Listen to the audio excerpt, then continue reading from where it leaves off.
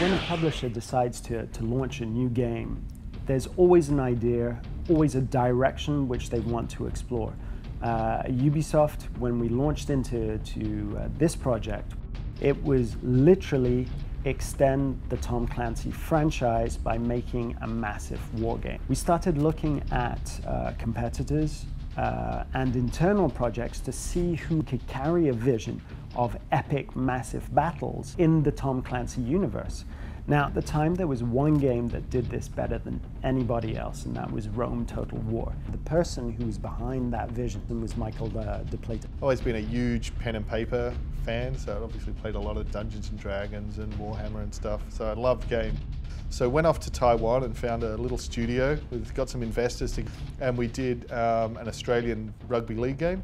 That ended up being published by EA as an EA Sports, Australian sports game. And then I went from that to working on all of EA Australia's local sports games. So we did cricket and rugby and Australian rules football. So that created the opportunity to do something original, which ended up being Shogun Total War. So we started off doing a strategy game. And then at the end of that, did Rome Total War. And then Rome did pretty well. And then at the end of that, that created the opportunity to join Ubisoft and do EndWar. Michael was the starting point, and I think that Michael brought with him certain experiences, a development track record that was proven on PC. But one of the biggest challenges we had was to create this experience for the console, for the console market. So what we had to do was to add to him by thinking of a living room experience.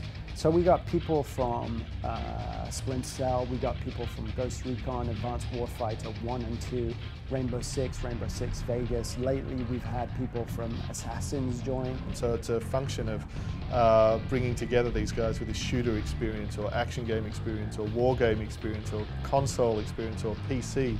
And those were the internal hires.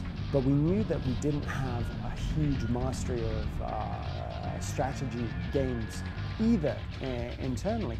So we had to think of other people who could help us. So we eventually got a lead level designer from EA Westwood. We had people from EVE join us to help us with the multiplayer. We had loads of people from different backgrounds help us create this core team. It's really brought together this incredible combination of cultures and experience and so on. The games are so big and so challenging that you're going to have to kind of assemble the dream team that you want for that specific game. And I kind of think it's going to be the model in the future.